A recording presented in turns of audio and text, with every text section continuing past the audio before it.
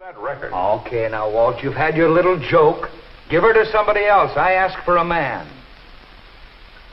We don't have a man with her qualifications. The history of feminism in America has been a long-fought battle. It started in the 1800s with the Age of Enlightenment, when women fought against the proper role they were expected to fulfill. As we moved into the 20th century, the fight grew larger. In the 1920s, women fought for suffrage, education, and better working conditions. After women's suffrage was gained, women were appeased for a short period of time. Once the 60s hit, feminists were back at it again.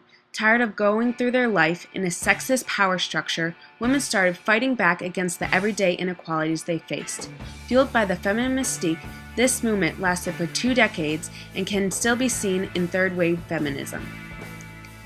Women, as well as men, can only find their identity in work that uses their full capacities. A woman cannot find her identity in the dull routine of housework.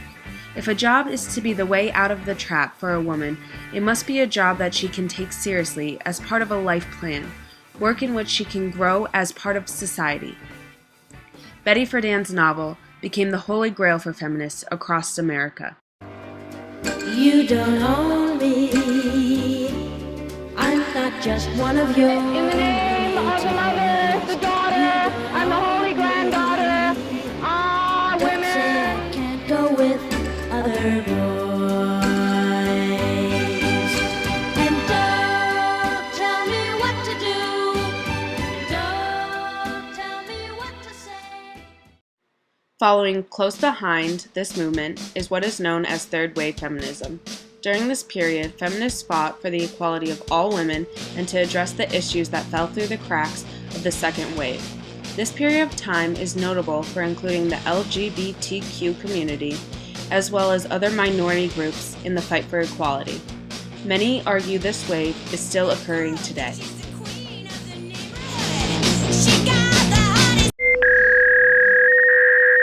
Had said feminists are amongst the most obnoxious bigots. The feminist movement is so one-sided. It's a successful career, financial success, and a family. It's the feminization of men and the emasculation of men. Men no longer know how, nor have the permission to be men.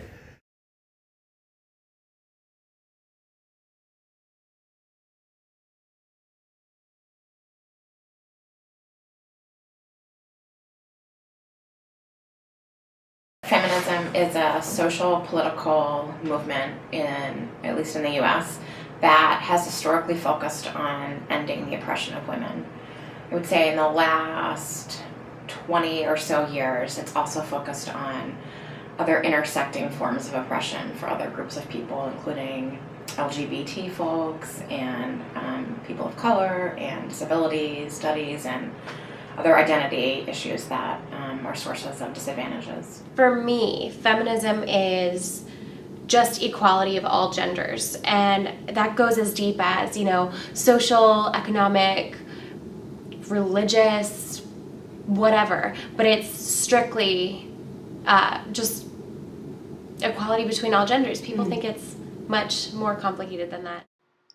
There are many different kinds of feminism targeting different issues women face. One of the most well-known issues women struggle with is getting equal treatment in the workplace. I personally think that workplace issues are still an issue, and that simply introducing women to the workforce and giving them the legal right and option to work there has not panned out in terms of women all of a sudden being viewed as equals in the workplace. So looking at issues like the glass ceiling, unequal pay, childcare responsibilities, unpaid work in the home, the double shift, all those things I think still, to me, point out that women aren't equal in the workplace. Whether that means getting hired at the same rates or being able to climb the ladder of success, you will see that there's a skewed number of men to women who hold some of the most powerful jobs in the world. The glass ceiling is a phenomenon that many women face and struggle to break through. The LGBTQ community is made up of people who are in the minority because of their sexual identity. Feminism is heavily involved in supporting this community and helping effect a change of equal rights. Feminism is not just the idea of equality of women, but rather the equality of all people, and all people have different identities. Many feminists consider themselves to be a part of this community, whether they are bisexual, transgendered, or simply an ally. Discrimination against any minority group is an issue feminism gets involved with.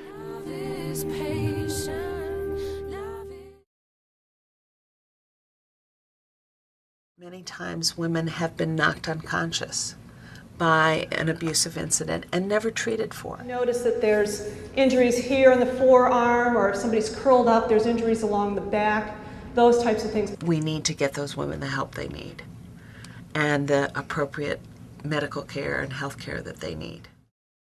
Dr. Michael Johnson is quoted saying, "One type of domestic violence, the type we see in shelters, jails, and emergency rooms, is heavily influenced by patriarchy, coercive controlling violence whose goal is to completely dominate one's partner. It is perpetrated primarily by men. Attitudes towards women are a major factor in its origins, and women's limited options often keep them in such relationships much longer than they want to stay. Leading causes of domestic violence are as follows: patriarchal traditions and entrapment of women for intimate terrorism. A variety of factors that contribute in other cases to an escalation of arguments to violence are communication problems, anger management, drugs, and alcohol."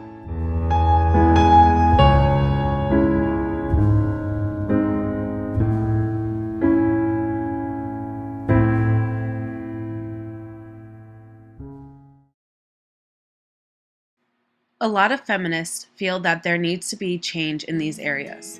The main reason is because there is inequality and injustices happening. Minority groups are getting treated in ways that are unfair based on something they cannot control. Just look at the numbers. Yeah, we'll be counting stars.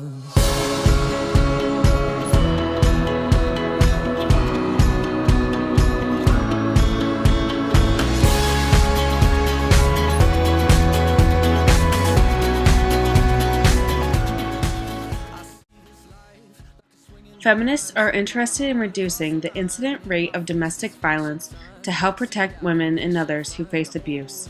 Women are hindered in society as a group physically, psychologically, and economically due to domestic violence. In a society dominated by patriarchy, an over-masculine image has started to take over men.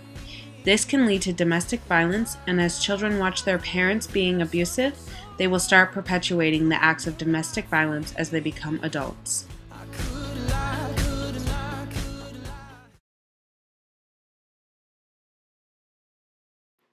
An unforgiving society is also something that the LGBTQ community is familiar with.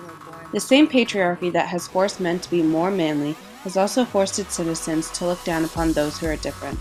Many of those who are in the LGBTQ community do not feel comfortable enough to be themselves in social situations. The patriarchy that we have in America helps to privilege white, able-bodied, heterosexual males. Being that patriarchy is one of the main goals that feminists are trying to target, it only makes sense for them to be involved with this community as well.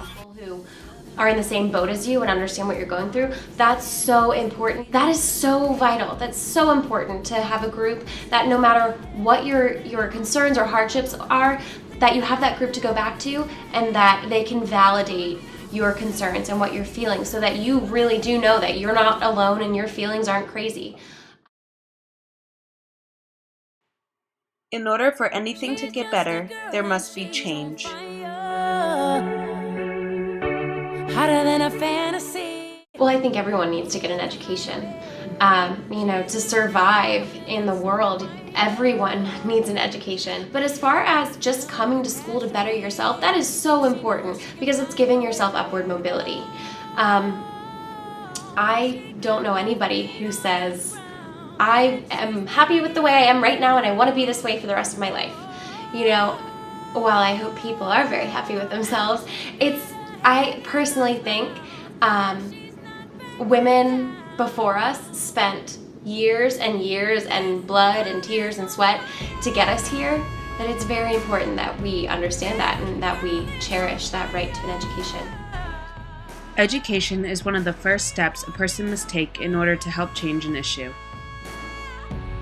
I don't know that I have ever met anyone who has asked me what feminism is, and I've explained it, and they found it off-putting. I think it's really hard to say, I don't think women should be equal, or I don't think women should be granted equal rights. You are valid. Your emotions especially are valid. As women, when we express negative emotion, we're told to suck it up, to be happy, to be grateful for what you have. When women are told to suck it up, they turn inward, and that's where we get really destructive behavior from. But really, I think that if people were allowed to express emotion and were allowed to feel that their emotions are valid, then a lot of problems would be solved.